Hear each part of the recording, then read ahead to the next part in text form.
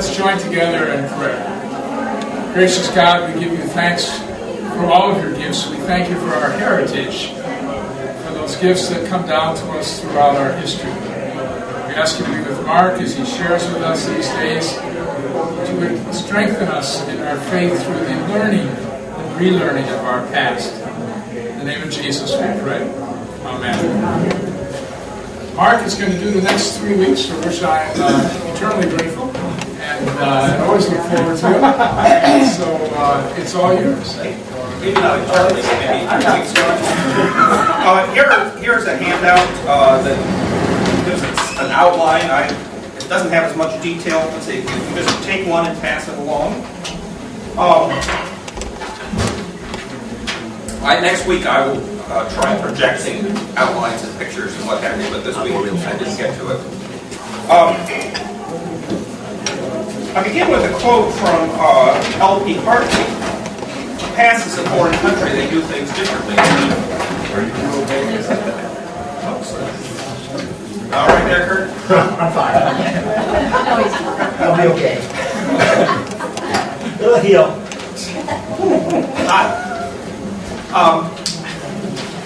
We're going to spend 3 weeks talking about Christianity in the early modern period, the late medieval and early modern period, focusing on the Reformation. My intention is to talk about Christianity before the Reformation, in the late medieval period today. Talk about Martin Luther, the beginnings of the Reformation, Luther's theology, and some of the main things of his life next week. And then last week we'll talk about how it spreads. To start with, you need to recognize that we have more in common today with our Catholic brothers and sisters than we do with Martin Luther. As I said today in the first service, he has his 526th birthday in 2 days. He is closer to Thomas Aquinas than he is to us. The world in which he lived is very different from the world in which we live. Another thing I would say is that today's lecture is not about pre-Reformation, because we live through history. We don't know what's coming next. I mean, there could be a Reformation coming 3 years from now, and we wouldn't know it. And so every time period has its own integrity, and I'm going to try to respect that. But because I have only 3 weeks in which to give you this survey, I will be cheating along the way. I'll be picking out things that are important because they will change later on. But you need to understand that every time period is equal in God's sight. Every time period has its own particular integrity, its own story, and that the future is not predictable. We can explain it in retrospect, more or less well, but we rarely can predict what's going to happen next. There's so much of history is contingent, so much of history is not determined, at least not determined by us. Another thing to recognize is I'm going to give you one way of telling this story. The actual story is very complicated, and historians don't agree with each other on how to tell this story. If you get a Catholic historian to tell the story, you're going to get a different picture of what's happening than if you have a Lutheran like me and a secular person, a third. But for that matter, you get 2 Lutherans, and they're going to tell the story differently. Does that mean that we're all wrong? Yes. Does it mean we're all perhaps right? Yes. It's because history, just like politics today, depends a lot on the eyes of the beholder. I mean, we just had this historic vote yesterday, and you talk to some people, it was horrendous, and they pick up all sorts of things that were bad about it. Talk to others, it was wonderful, and they pick up and you get a lot of people sort of in between. Well, it's still the same historical event, but the interpretation is going to be different, and you might select certain things differently depending upon your interests. What I hope to do here is, one, to just have us all learn a little history, and perhaps have a good time while doing it. But I have a further point, which is to insist upon the situated nature of Christian history and Christian belief and practice. The situated nature. That is, none of us can get outside of the history in which we live. We are all captive to the world in which we're born, raised, live, and die. And that means that the way we see the world, the way that we understand the world, the things we do are constrained. I mean, if you are 100 years earlier, there are no antibiotics. It's going to make a very different life if you get certain illnesses. Today, we are individualists. We are interested in freedom and choice. That might not be available to people in the past, and it's not available to people in other countries. So that's why I say that the past is a foreign country. They do things differently there.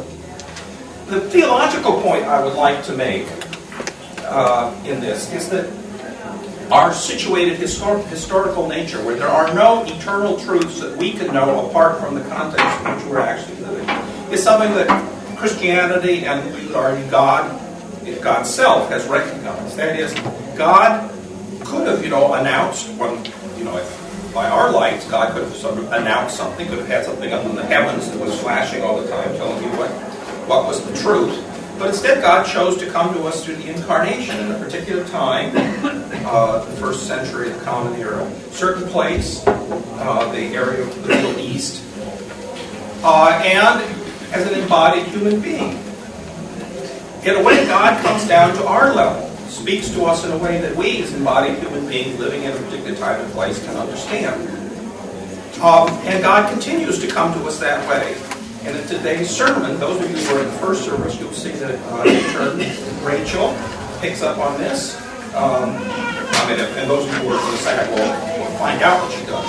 That is that we understand God speaks to us through word and sacrament, embodied things. The word, you don't think maybe it's embodied, but it is. It's written on paper. It's in the language as we hear it. It's spoken. The air vibrates. It's a very embodied message.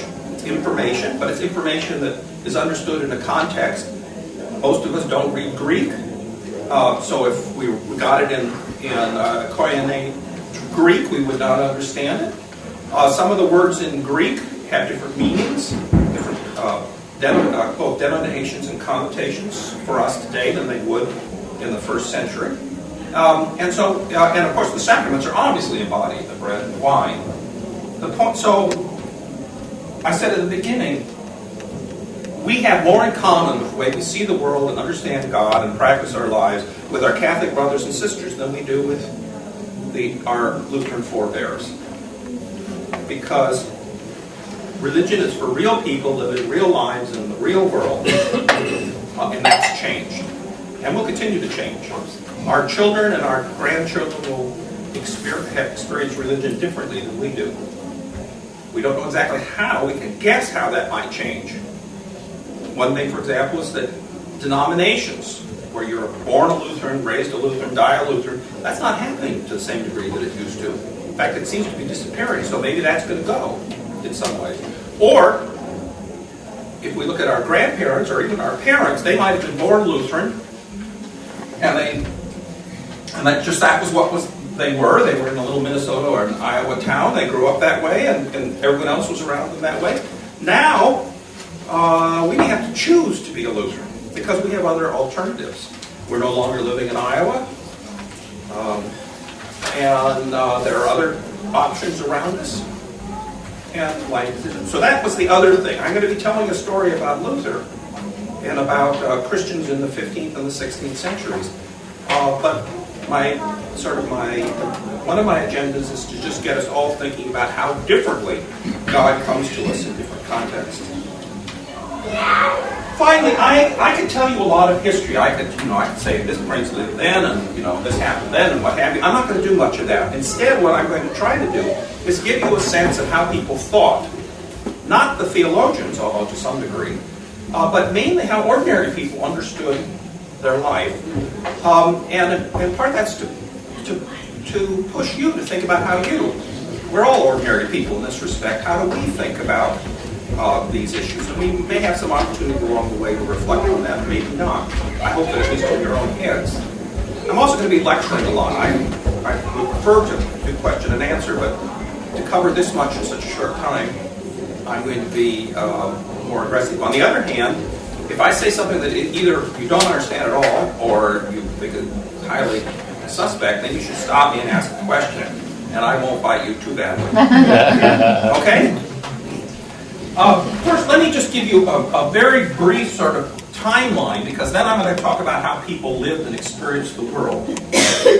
Historians label things various ways, and the period from, say, 1348 through 1500 or a little bit into the 1500s is often called, in the north, would be called late medieval. It could be the Renaissance if you're in Italy. But this is the period we're going to be dealing with today.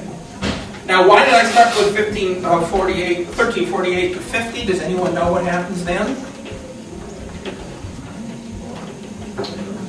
The plague. Upwards of a third of the population dies. And the plague isn't just sort of a one-time thing that comes for these. It starts actually in 1347 in Italy, and by 1350 it's Iceland. It's not like it comes, wipes everyone out, and then goes away. It comes back every few years thereafter. Now, not as many people die each time, but the plague is extraordinarily important in defining excuse me, the lives of ordinary people. Now, the end point, pardon me, I have a cough. You will think, oh, he's got swine flu. I'm living with cancer, and my cancer treatments have caused a chronic cough. So, I could get the swine flu, but I think this is just mine. What we're talking about goes somewhere into the early 1500s, or even longer, depending on where in Europe you are. I'm going to be focusing mainly right now on Germany, or what is now Germany.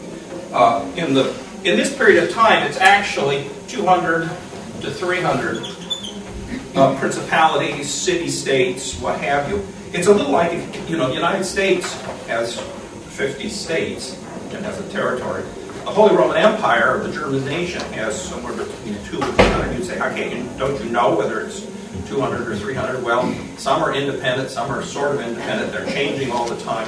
If you live we live in what's the county we're in right now? Rockingham. Well, counties are named after what? Counts. And so a lot of these territories were little territories run by a count, who was a particular type of noble person. But there also were people living in cities.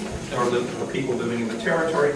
And I'm going to try to characterize some basic beliefs. And my intention is to get you to understand how foreign a lot of this is. We'll see if I succeed or not. Let's start with death. Death is a reality that human beings have had to deal with, since human beings were anywhere aware of the world around them. But death plays a much larger role in this period than today, because the average life expectancy around 1500, and approximately, was probably 29 years of age.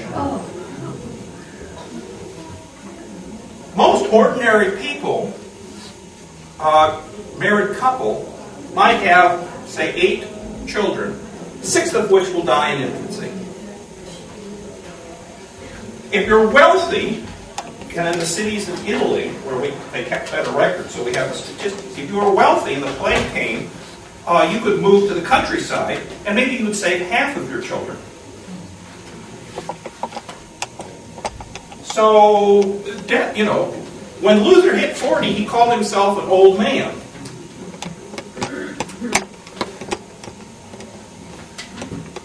Women died in childbirth, extraordinary numbers. Most women married around 18. But if you lived in the countryside, the man would be maybe 25 on average. If you lived in the cities, or you were among the nobility, the man might be as high as 32. This age difference meant that children, generally speaking, men could go through several wives, but if the wife survived, that she normally raised the children because the man died before the children reached adulthood. Now, I can go on in more detail about death and parasites. I mean, most people were infected with worms and all sorts of other things. It was a time of inflation, the 16th century. They didn't know what inflation was. We know about it now, which meant that people were and a growth of population, and people were having less and less food and money and way of supporting themselves. So that also was witches, a whole range of things. But the main thing I want to focus on about this age business is the attitude that leads our forebears, or these people, but it's not always our forebears, believed in God's providence and His God's control of the world in ways that's impossible for us to believe today. You find the most devout person today who says, yes, God controls everything. They don't really mean it. And why don't they? Because there's so much in our world where we now understand what's going on and think we can control it, at least short term. We have science. So we understand a lot of things that would be mysterious to them. We have medicine. Now that's not been around very long. Antibiotics come in like 1932. Before that, doctors probably killed more people than they saved. But we sort of take it for granted. We live in a consumer society. We're individualists. We believe that we can choose what we want to do. And you can't always get what you choose, but you're free to choose. You can, and it's expected that you will try to realize whatever it is you want. That's our society. The society we're talking about now, in this period, are not individualists. They don't feel they have control. And in fact, because of things like the plague and war and other diseases, they think God is quite angry with them. God is in charge. God is angry. God punishes. It's a very sort of different, and it's almost impossible for us to wrap our minds around what that, I mean, we can say it sort of like this. I can explain it, but we really can't get it at our gut level. We today, for example, think of the economy as a separate entity. The market. They had no notion of the distinction between the market and other parts of society. We have economics. We think we can predict what the economy is going to do. The last couple of years shows that that's contingent too. And the economists, the economists, I think, are the secular theologians of today. They know what's going to happen, and just as well as the theologians, they screw up.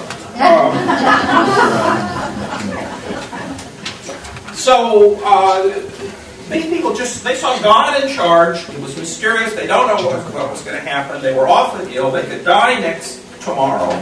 Their life expectancy was fairly short. And there was another characteristic of this time that's very important, and that is about 90% of the population lived in the countryside from agriculture. Now, there was a hierarchy even in the countryside. Some people owned their own land, or at least controlled their own land, even if they were a serf and owed a certain amount of their crop or their own labor to a lord. They at least controlled the land. There were landless people.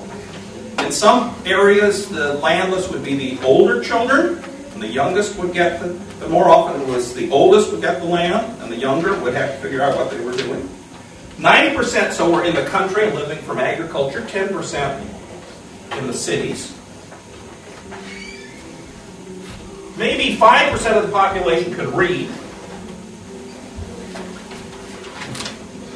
And most people thought of themselves by, this is what the sociologists and others call by ascription. That is, you understood yourself according to where you were born.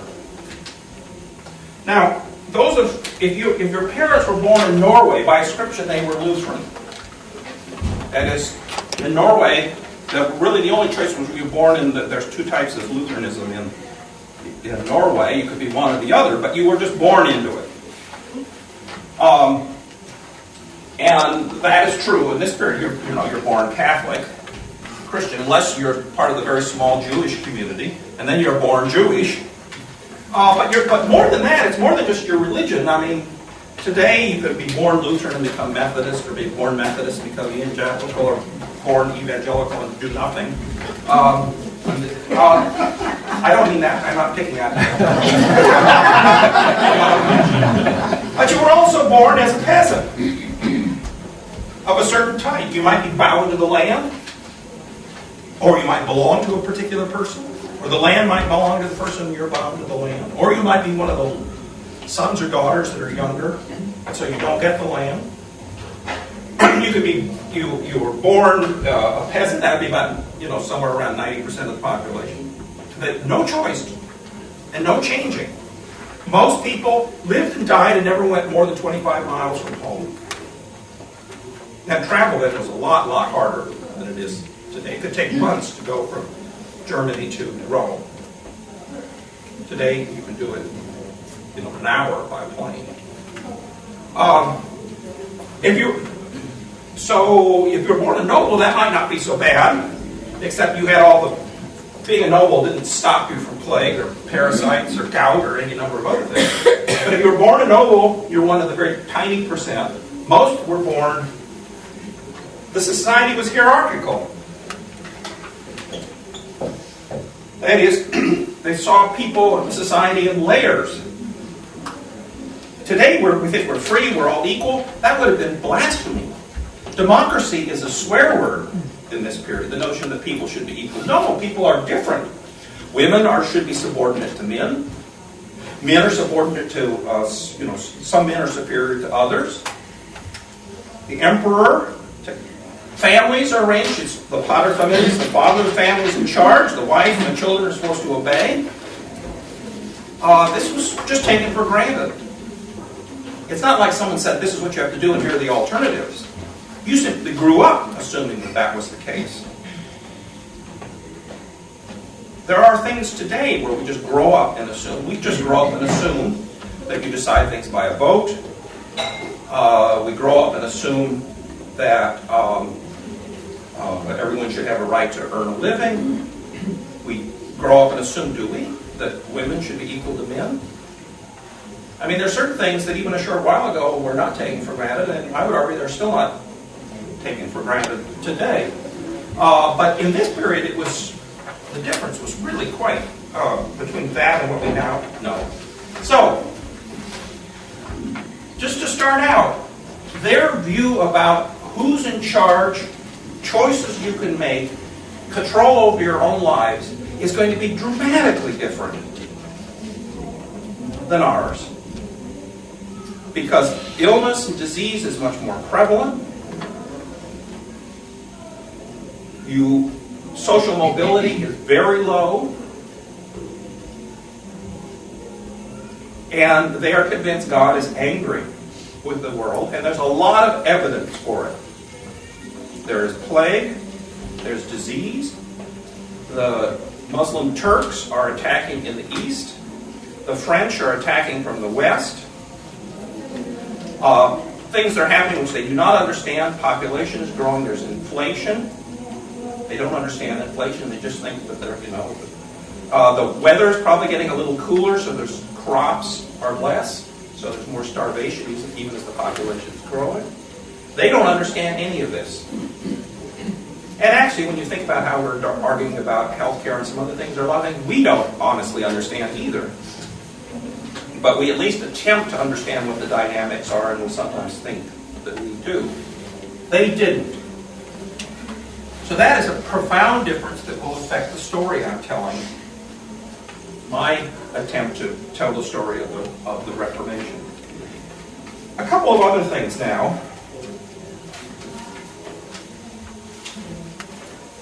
Let's look at we talked a bit about contingency, that is, attitudes towards time and choice. We're now going to look at some attitudes about society. And then we're going to try to spend the last time talking about salvation. And again, I'm not dealing with high-level theology. I'm trying to get at background beliefs, the things you simply take for granted, the way they look at the world, and contrast it with how we think of it today.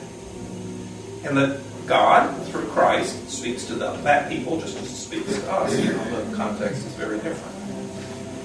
They thought of society in organic terms. That is, we tend to be more mechanical and dynamic. What does that mean? We talk about the body of Christ, but that's left over from earlier. We don't really think of it that way. Probably probably more important is they thought of society in community terms. They are not individualists. Individualism, our sense of each being an individual person who makes his or her own choices to decide where to go in the world, that's a modern notion. That did not exist, or that was very minor compared to the sense that you belong to a community. Remember, if 90% grow up in the countryside and don't go more than 25 miles from home, they're in that community their whole lives. And it's not surprising they think of themselves that way. Now, we today, when we're dealing with Islam in some other countries, like in Afghanistan, we have trouble understanding how tribal culture there might trump some notion of the nation of Afghanistan. Why is it that people who belong to a particular Pashtun tribe are involved in corruption in support of the members of their tribe? Well, that's morally right for them. They have to care for their own particular community. How does that work out in this period here? What are some implications of this? One thing is that in the medieval period, once a year, they would have what was called the Corpus Christi feast, body of Christ, where they would take the consecrated host, wafer, and they would walk around the community singing songs and what have you. They put it on what's called a monstrance on a pole, and the whole community would come out and they would beat the bounds of the community. They are, as it were, using the sacred thing to indicate the boundaries.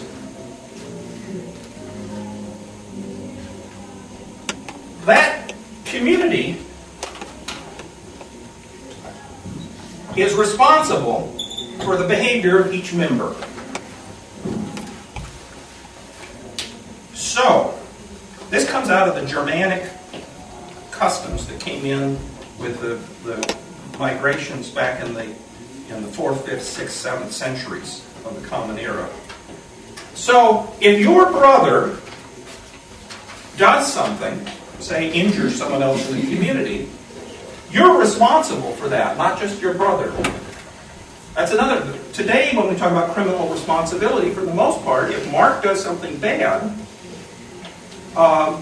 Emily is not held responsible for what Mark did. I mean, if Mark is locked up, it's locked up for what he did. You wouldn't lock up Emily because of what Mark did. Well, they would here. Did they go to heaven or hell as a community? No, they went as individuals, but the community helped them along the way. I'll come to that in a minute. That's a very important point. You probably see the responsibility most on the issue of blasphemy. If one person in your community is blaspheming, that is, saying bad things about God, the whole community will be punished. So, that's the logic that led to the expulsion of Jews, which occurred in most communities in this late medieval period. As early as the late 13th century in England. The only place Jews were living in Luther's day were small bishoprics, that is, states run by bishops. The secular authorities have thrown all their Jews out. Why? Because you think, well, today in our pluralistic society, it takes a Jerry Falwell to say the 9/11 comes because of feminism and our support of gays. Most of us hear that and think, that's weird. That logic would have made a hell of a lot of sense, and I use the word hell deliberately, to these people. Now, the responsibility also comes in another way, prayer. If we had more time, I'd do question and answer and dig this out of you, but I'll just tell you. Why would a community support a monastery? You've got 6 people in your family. That's a big family. And one of them goes off to be a monk. The whole community is supporting that monastery by paying its tithe and doing various other things, which we'll get to if we have time. Why would they do it? I mean, you could see how the monk might like it. He's getting to heaven more rapidly by living this more perfect life. But why would the rest do it? Well, you could have this sort of specialized labor that would benefit the whole community. This is the equivalent of our paying someone, to maintain the roads or whatever. You have some members of your community go off and become specialists in prayer, and their prayer benefits everyone in the community. So that's the opposite of blasphemy. In blasphemy, one person does something wrong, the whole community suffers. In this, one person, especially if supported by the community, does something right, it benefits the whole community. That, again, is very different than what we're used to today. We would be offended if someone said, I will pay you $20 to represent me on the March on Washington. Look at it. If you're going to do something like that, you should do it yourself. Why don't you pay me to do it? Now, that's not the same thing as saying we'll all contribute so that students can go to Mississippi to work for a while. This is having someone else substitute for you in a moral act. Not very likely.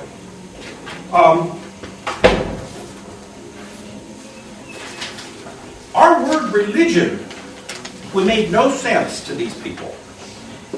The religion for them were the religious. That was those who were monks and nuns. Because religion permeates all of society. And it permeates society in ways that will be very strange to us today. Because, for example, the courts in those days were divided between secular and ecclesiastical courts. If you were dealing with inheritance, with disputes over marriage, over property, a whole range of things, you wouldn't go to the secular court, you would go to the religious court. So you've got to think of this as a little like saying that a whole bunch of things that are part of government actually are ecclesiastical.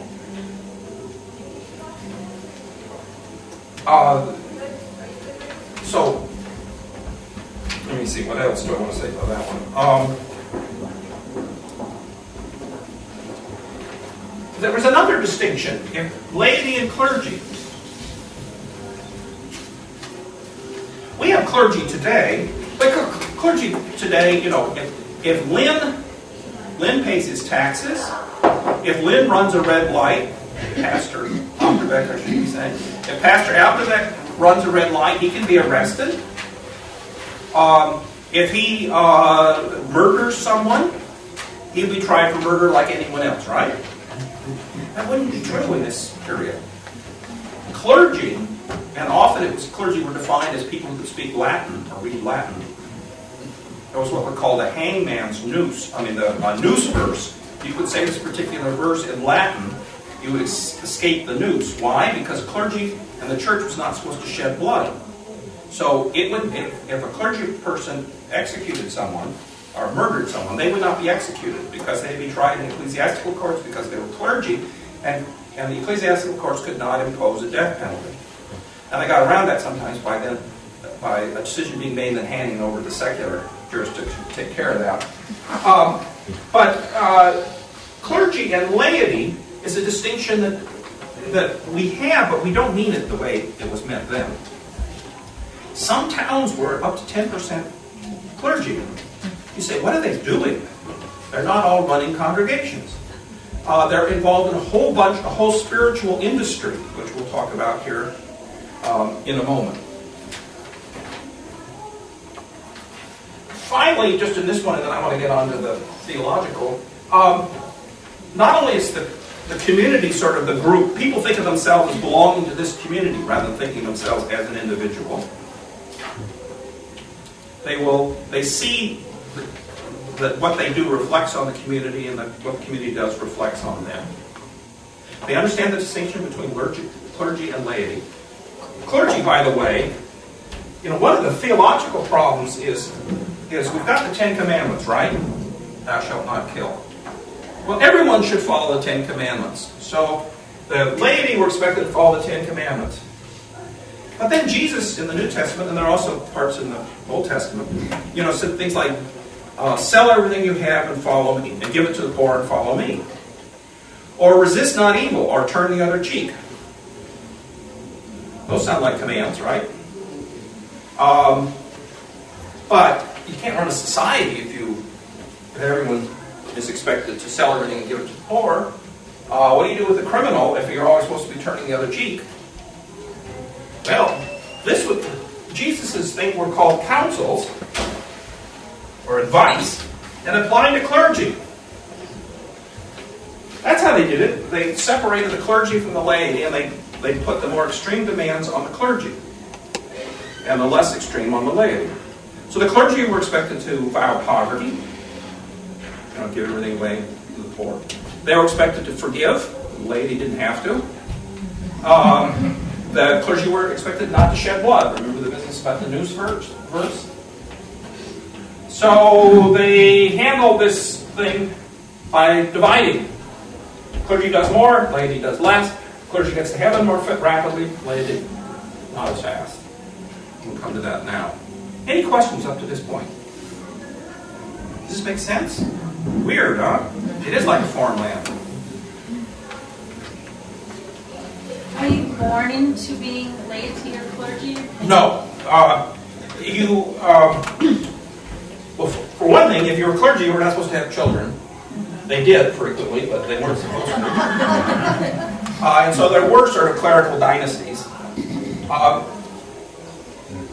I guess there's another thing I should mention here. Well, let me finish that question. You were born into the laity normally, and then your family would dedicate you. Depending on where you were in the social hierarchy, you would either become maybe even an illiterate priest. Monks and nuns normally had to bring a dowry with them to pay for their support. So that was an upper class. If you were poor, you did not become a monk or nun. You might become a servant to a monk or nun in the monastery. Because of this thing about specialization and benefiting the family would often pick, wealthier families would pick one person to be a monk or nun to benefit the whole family. That person may not have felt called to the religious life, and so she or he wanted to have the servants and dress appropriately, and so that's where some of the scandals would come from. We'll talk about it another time, anti-clericalism. Part of that anti-clericalism, that is hostility towards the clergy, is based on the expectation that clergy should be better than us, councils and commandments. But they weren't, no surprise. Sometimes they were, sometimes they weren't. The last thing I think I'll mention that I should have talked about the state is what we'll call the proprietary church, which is a fancy way of saying that all government, including government in the church, was financed by property. Today we pay salaries. The advantage of salary, of course, you can take it away if people don't do what they're supposed to. What they did in this period, mainly, is they took the income from property, from land, and that's what paid for a particular office. Now, this would make sense if, let's say, you're in the countryside, you've got your little church here, and the territory around you, the land around it that's farmland, they have to say 10% of that, or a third or something, of the grain and what have you, that's either sold or is directly given to support the church. That makes sense? You're supporting. But lords, nobles, also got their income by owning large tracts of land. And offices are connected with land. So if you are the pastor at this church, you get income from this land. That makes sense at a time when there isn't much cash. They haven't worked out a full economic system. The banking system, as we know it today, is beginning, but it's not very far along. But it has a certain logic to it, which leads to problems. Because if this little one is supporting it and the property's done to the office, what if a noble comes along and says, hey, I'd like that money? So what does he do? He says, I take the income, or the grain or whatever, and I will appoint a substitute called a vicar. In other words, I'm supposed to, originally this income was to pay for the services that would be at this church. But someone else gets the service, gets the money, and he says, well, he might be doing this with a whole bunch of different churches, all coming to him. He says, I can't be at all of them at once, I don't want to do that anyway. So I'll take a small fraction of this, say, 20% of it, and I'll pay someone to substitute for me in providing the spiritual duties. This person would become what's called a pluralist, which means, of course, he has plural livings. And these are vicars or substitutes who are being paid.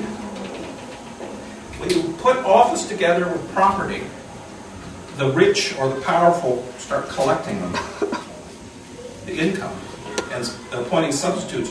If they are conscientious to do substitutes, they might just collect it and not pay for it at all, and not provide service at all. This is another issue that comes up. But just generally, this is another weird way to do it. We don't take part of Newington and say that the income from that land and the land itself will belong to whoever's the mayor.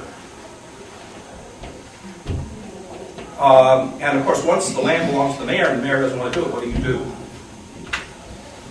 But this is common in the period. Now, you think, okay, what's all this about in terms of religion? Well, now remember, religion in this period permeates all of society. It's not like religion is something, you've got your secular life. Today, when we think about things, here's all of our life. A certain amount of time we're in work, a certain part with family. Maybe we're involved in setting public opinion. And then religion is here. It maybe overlaps some of these others a little bit. Religion comes into our work life some, maybe. Into our family life, I hope. But it's just a part of our life. It doesn't permeate everything. In this period, it permeates everything. Now let's pull all these things together to understand how people thought they were saved.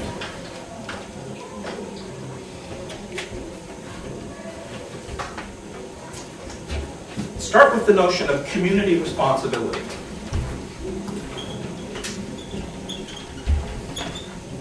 Have you ever wondered what a patron saint is?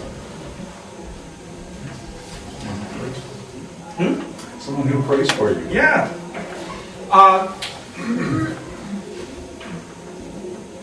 One, probably the prominent way people thought about their salvation was based upon certain notions of community and responsibility that were throughout all of society. There's a sociologist named Durkheim who was has in the late 19th, early 20th century pointed this out. But basically, we often understand salvation or religion in social terms that make sense to us. So today, when we think about God and religion, we often use democratic ideas and choice and what have you to try to understand how God is working with us. If we have more time, I'll give you, if you're skeptical, I can give you some examples of how we do that, but we don't have more time. The Germanic tribes that took over the Western Empire in the 4th, 5th, 6th, 7th centuries of the Common Era brought with them this notion of community responsibility. So, if warrior, Frank goes off and chops off someone's leg, you could get into a feud because the family of the person whose leg got chopped off would fight with the family of warrior Frank. You would have the Hatfield-McCoy type of battle. And they wanted to stop that. So how did they stop it? If you have family A here has injured someone in family B, and you're now in this big fight with each other, what you do is you say, okay, family B, you should be paid something for your loss. So that's where blood money came from. So, what is one left arm worth? They figured it out. They had all these compilations. For example, if you murdered a woman, the question you have to next ask was she of childbearing age? If she was of childbearing age, she was worth more. She could produce children from the thing than if she were younger or if she were older. If you knocked off the left arm and the person was right-handed, it was worth less than the other one. And so this is the way in which the community resolved disputes.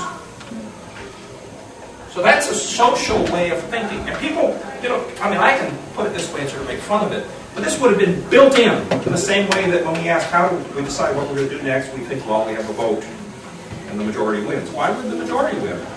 Why shouldn't the most important people have more votes than the less important? Why shouldn't the men have more votes than the women? We don't ask those questions, that's just the way we think about it. Well, they wouldn't have worried about this. And what they did is they translated this into the spiritual realm.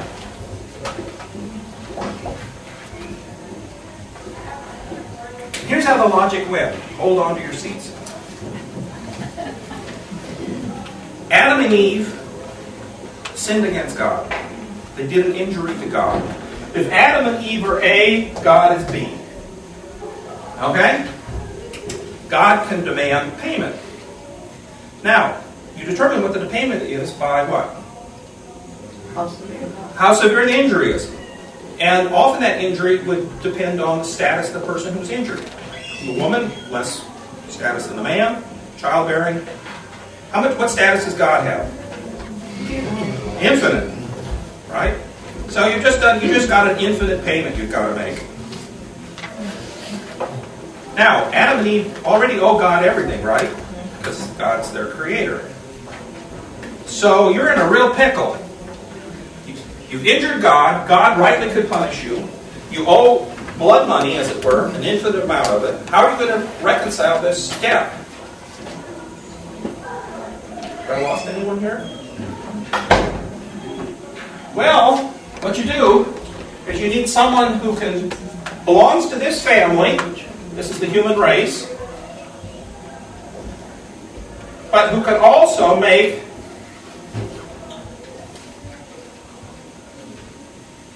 an infinite payment. Who's that?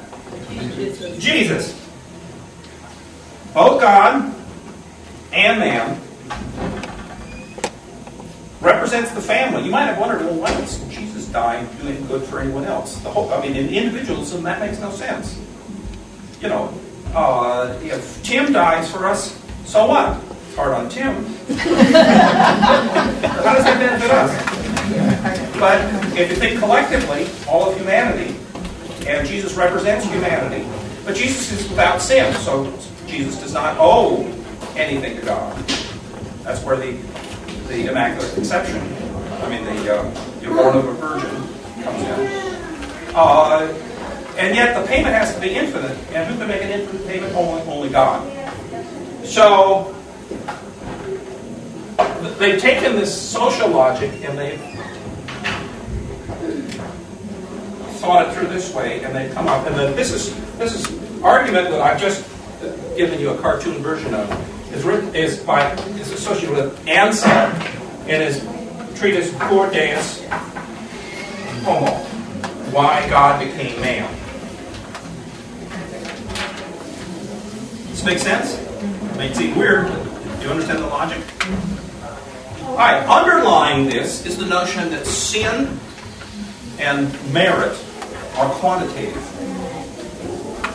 You do so much sin, you have to do so much reparation. This was worked out in the medieval period, even well before the period we're talking about here, with monks. It started with monks and then spread into the larger society. A monk did something that was a sin. Could have been minor. And then he would go and confess, and then he would have to do what was called penance. He would have to do something to show, as it were, pay for, and show us the injury he did. And they had these large tables to figure out, all right, if you ate meat on a feast day when you're not supposed to eat meat, you would have to do so many days of prayer and what have you.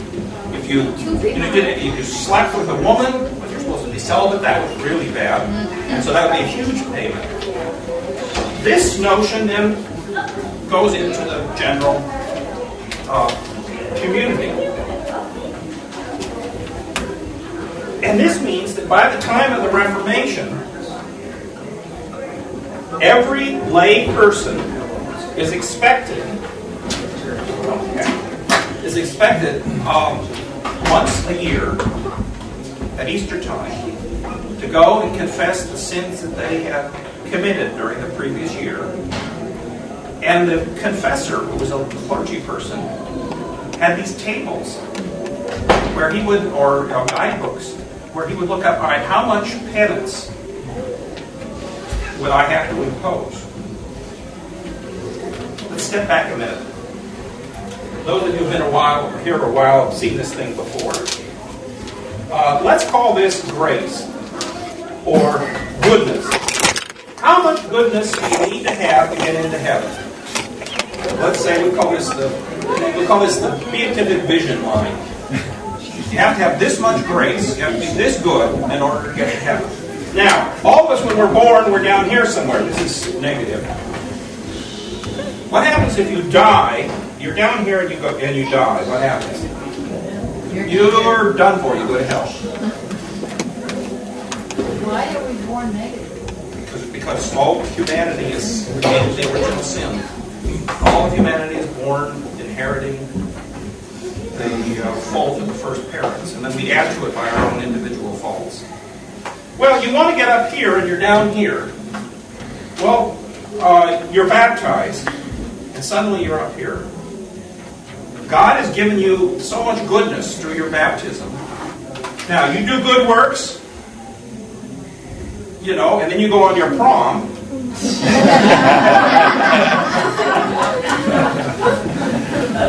You're down here again. You go to confession, you confess it, your penance is imposed, you're back up here again. And ultimately, if you're a saint, you die here, you're going to go directly to heaven because you're already over the beatific line, as it were. But if you are most of us, and you die here, what happens? You need to buy the rest off. You got to get the rest of this worked off. And where do you work it off? Purgatory. So, if for most people who are down here, the church couldn't do much for them except they could offer confession and absolution and penance. But most people probably thought of themselves somewhere in this area. The worry was, what are they going to do about this stuff here? Between where they needed to be and where they were. And remember, depending on what they did, they calculated how much penance you have to do to work off. You can be forgiven your sin, but the damage is still there. It's not going to send you to hell, but the damage to your soul is still there for a particular sin.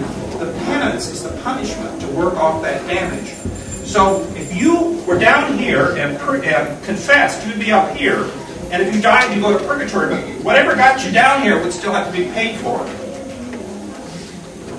And the payment, the exchange rate between this world and the next world was not favorable. If you did penance in this world, which would be going on pilgrimage, saying prayers, giving alms to the poor, that could help be payment for the damage you did. You're already forgiven because of Christ, but you're undoing the damage, otherwise you have to undo the damage in purgatory. If you die, the exchange rate, they speculate maybe 100 to 1 or more. So you could spend hundreds and thousands of years in purgatory. You would be worried if you haven't dealt with your penance in this world.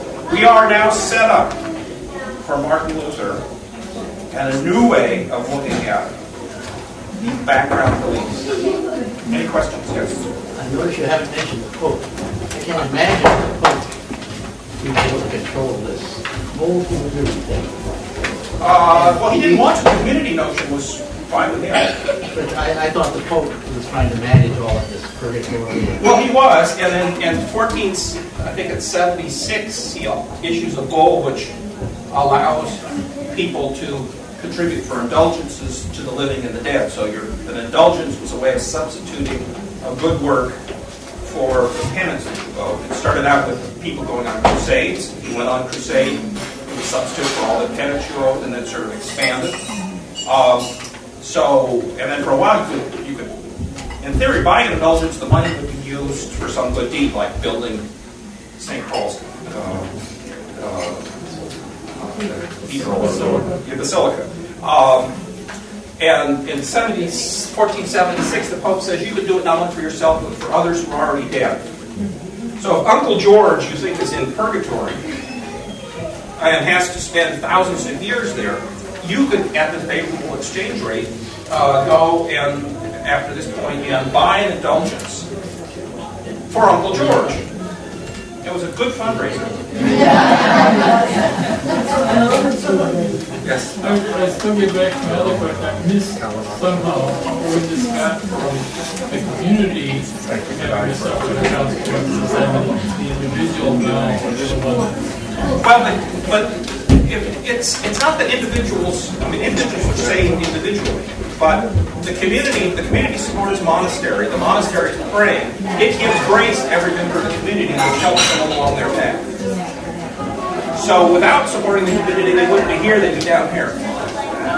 I should have rushed this. I could draw a picture of sort of the way to salvation. So the community, if the community did something wrong, like allowed blaspheming Jews, as they saw it, in the community, that would hurt everyone's marriage. But it also would probably have God send a plague or a drought or a rainstorm that knock out crops or something. Yes. You know, communities have the same laws and the same principles. No.